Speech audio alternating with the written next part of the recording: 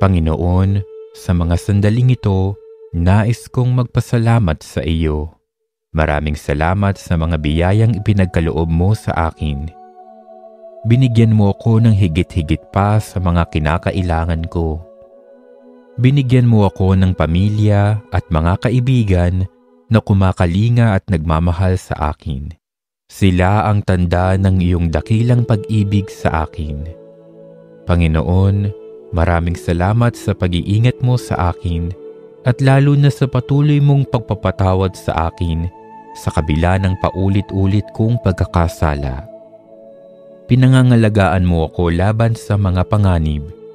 Tinutulungan mo akong gawin ang tama at nagpapadala ka ng mga taong kaagapay at karamay ko sa buhay. Sa iba't ibang paraan, ipinadadama mo sa akin ang iyong presensya. Panginoon,